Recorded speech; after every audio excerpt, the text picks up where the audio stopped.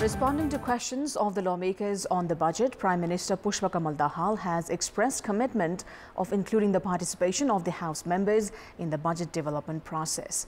Good evening, I'm Sapsanamma. Let's begin with the headlines of the hour. Prime Minister Pashupatinath Temple expresses commitment of including lawmakers in budget development process from the coming year. Preparations underway for budget endorsement. Central Investigation Bureau of Nepal Police digs deeper into the Lalita Niwas land scam. Court grants 7 days of judicial custody for investigation against 4 arrested.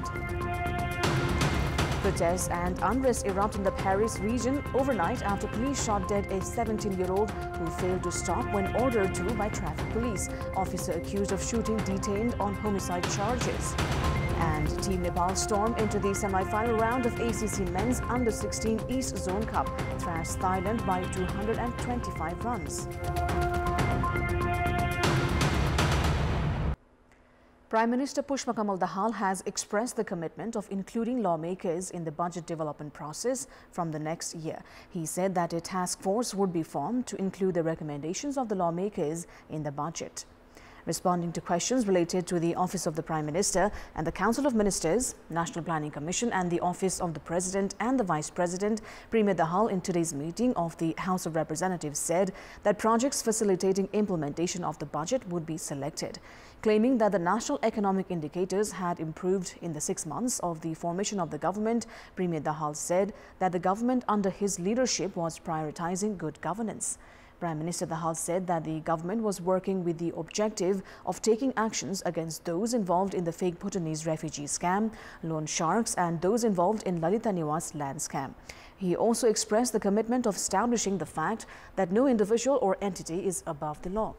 Responding to the questions of lawmakers, Prime Minister Dahal also claimed that students had received their textbooks while farmers were provided with fertilizers on time this year.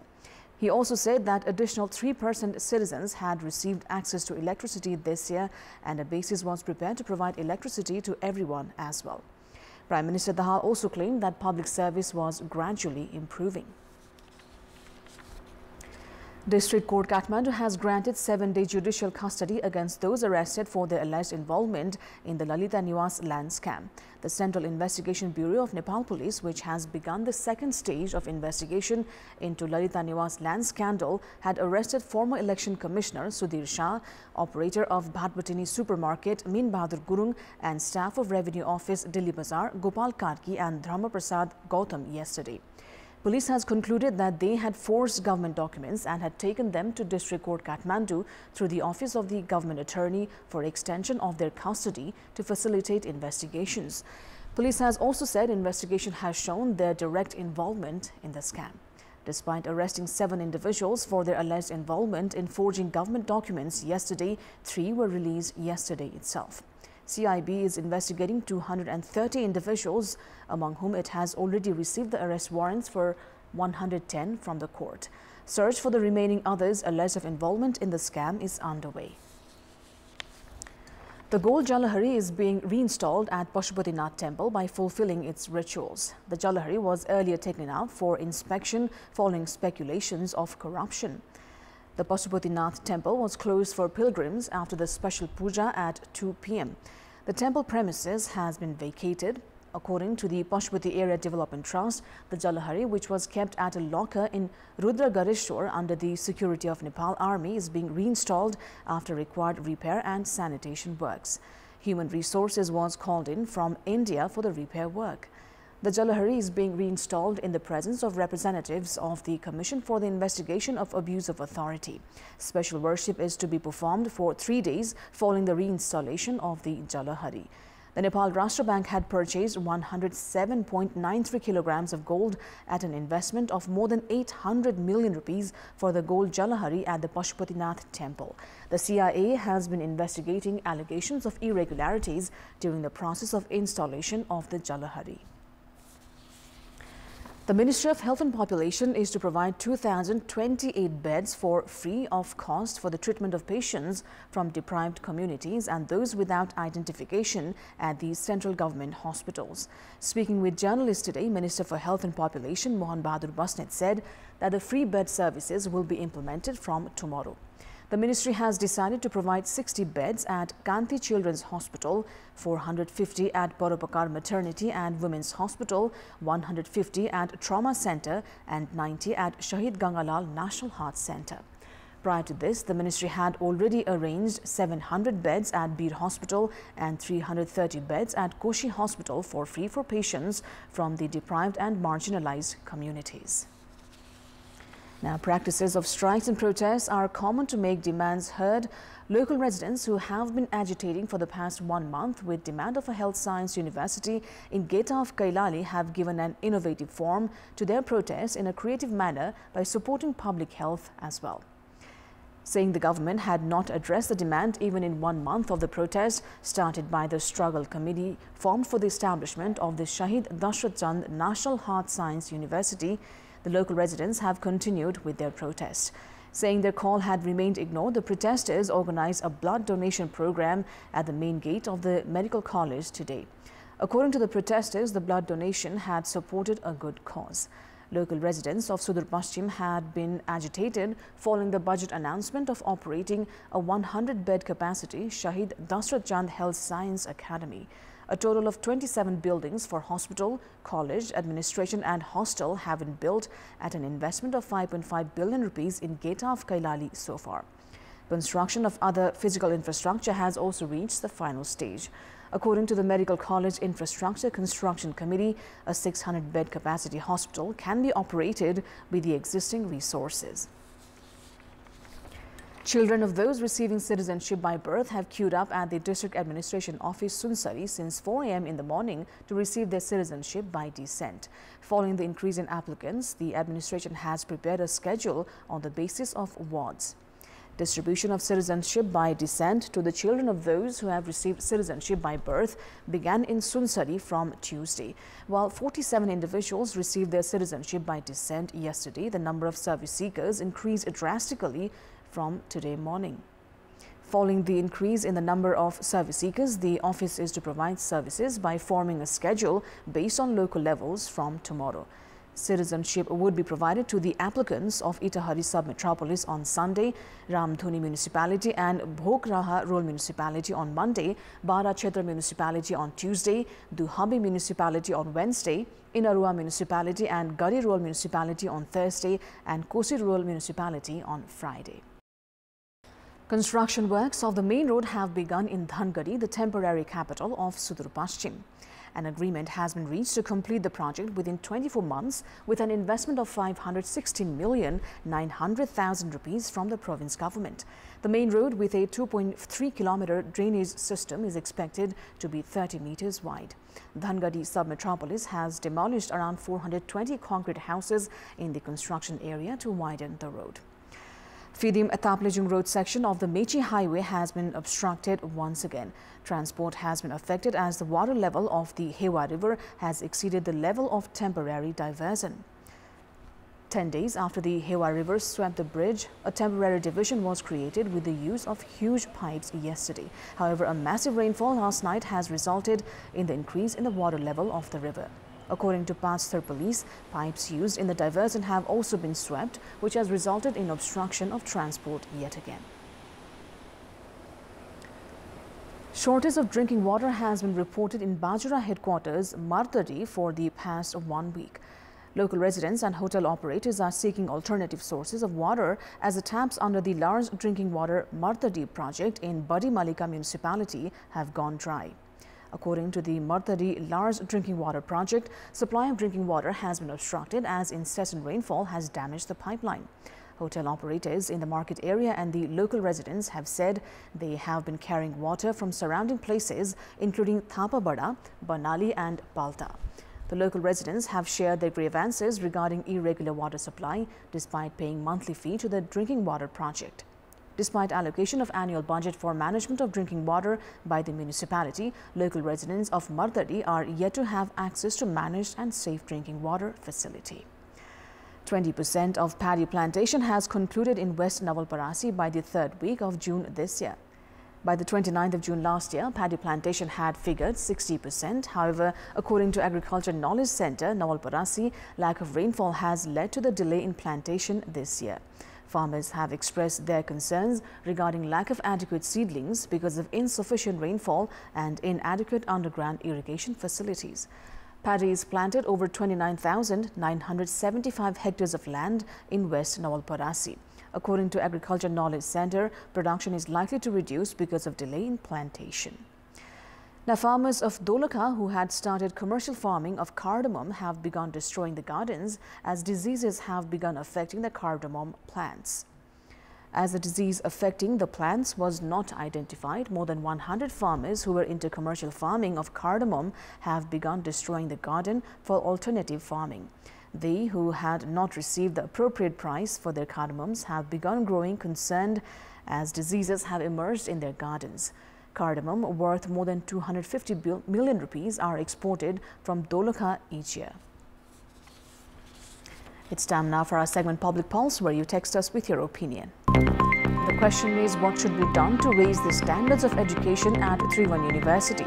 Your options are A. Implement the academic calendar, B. Improve curriculum, and C. End political interference. The voting is on. Type NEWS, select your option A, B or C and send it to 34001 to share your opinion with us. Let's move on to the international update.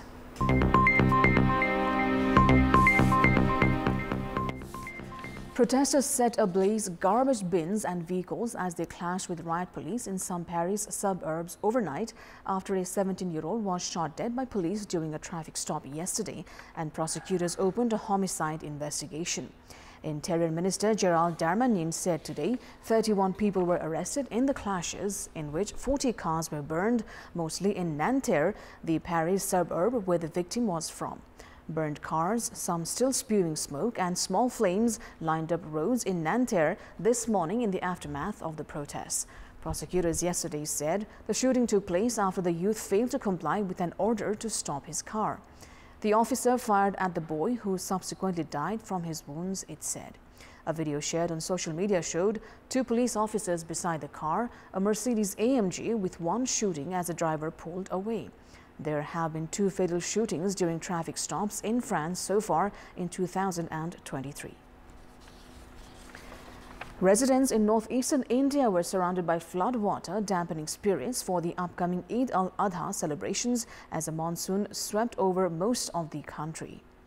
Muslims hoping to celebrate Eid al-Adha, one of the biggest festivals in the Islamic calendar, will have difficulties commemorating the day due to the devastating floods, said another local resident, with speculation that they may have to move elsewhere. India's monsoon season rains were set to cover the whole country by the weekend, according to Indian Meteorological Department, as orange alerts were issued and heavy rainfall was expected to lash the region through Sunday coming week. Belarusian President Alexander Lukashenko has said he persuaded Russian President Vladimir Putin not to wipe out mercenary chief Yevgeny Prigozhin in response to what the Kremlin cast as a mutiny that pushed Russia towards civil war. Putin initially vowed to crush the mutiny, comparing it to the wartime turmoil that ushered in the revolution in 1917 and then a civil war, but hours later a deal was clinched to allow Prigozhin and some of his fighters to go to Belarus. Prigozhin flew to Belarus from Russia yesterday. While describing his Saturday conversation with Putin, Lukashenko used the Russian criminal slang phrase for killing someone equivalent to the English phrase of wipeout. Lukashenko, both an old acquaintance of Prigozhin and close ally of Putin, said that he had said the Russian president that Prigozhin's elimination could lead to a widespread revolt by his fighters. The Belarusian leader also said that his own army could benefit from the experience of Wagner troops, who, according to the deal struck with the Kremlin, are now free to move to Belarus. An extreme haze caused by unstoppable wildfires in Canada engulfed the city of Chicago on Tuesday. According to a tweet from the National Weather Service, air quality across most of U.S. Midwest is qualified as unhealthy and very unhealthy, with conditions set to continue. For at least part of Tuesday, Chicago's air quality was considered the worst anywhere in the world, according to IQ Air. Earlier this month, officials said Canada is on track for its worst ever year of wildfire destruction, as warm and dry conditions are forecast to persist through to the end of the summer after an unprecedented start to the fire season. Blazes are burning in nearly all Canadian provinces and territories, and federal government officials said their modeling shows increased wildfire risk in most of Canada through August. The U.S. East Coast saw a similar dynamic earlier this month with cancelled outdoor activities, airline traffic slowed, and millions of Americans urged to stay indoors as Canadian wildfire smoke drifted south. Muslim worshippers across the Middle East and North Africa filled mosques early on today, performing prayers on the first day of Eid al-Adha. One Gaza resident said they are celebrating Eid despite the pain, and prayers attendants in different cities had one wish in common: better days ahead for the region. Eid al-Adha, one of Islam's two main festivals, marks the climax of the annual Hajj pilgrimage, when Muslims slaughter animals to commemorate the willingness of Ibrahim or Abraham to sacrifice his son on God's command, often distributing meat to the poor. A prolonged heat wave kept its grip on the U.S. South as dangerously high temperatures rising well above 38 degrees Celsius and oppressive humidity were on tap across a wide swath of the region through the holiday weekend. Meanwhile, in Chicago, children, the elderly, and people with respiratory diseases were being cautioned to stay indoors for a wholly different reason: polluted air. Some 62 million Americans in central Arizona, across Texas and the Deep South, and into Florida's Panhandle were under excessive heat watches, warnings, and advisories that were expected to last until the 4th of July, the National Weather Service has said. Heat index temperatures were forecast to reach 110 degrees in Dallas, 111 degrees in New Orleans, and 107 in Mobile, Alabama on Tuesday, the service said, urging people across the region to stay out of the sun and drink plenty of fluids. The stationary high-pressure system across the south that is trapping the heat and humidity, known as a heat dome, has been lingering for the last few weeks, causing the sweltering weather. The heat wave claimed the life of a 14-year-old boy who was hiking in the Big Bend National Park in Texas on Friday when the temperature reached 119 degrees Fahrenheit. His stepfather was killed in a car crash when he went to get help, the park said in a statement. Scientists say the growing frequency and intensity of severe weather across the United States is symptomatic of human-driven climate change. An autonomous underwater robot that moves like a fish has been filming underwater and collecting samples that provide a picture of which organisms live in a given environment without disturbing it. The robot, called Belle, is designed to allow marine researchers help protect and observe endangered environments by collecting true data in a minimally invasive way. Developers of the robot say they want to capture the ecosystems the way they actually behave. The robotic underwater fish has a soft, undulating tail, creating no fluid dynamic turbulence, and uses AI to autonomously navigate its location and blend into a coral reef environment with the ability to take isolated eDNA samples and high-resolution video. At nearly a meter long and weighing almost 10 kilograms out of the water, Belle is propelled by a silicon fin with two cavities into which water is pumped in cycles. The target is for the robot to operate autonomously for 2 hours before its eDNA filter is emptied and its batteries need to be replaced. The team hope their robot will help marine biologists study the health and biodiversity of various different reef ecosystems that have been impacted by overfishing, pollution, and climate change. That is all for the moment. Thank you for watching. Bye for now.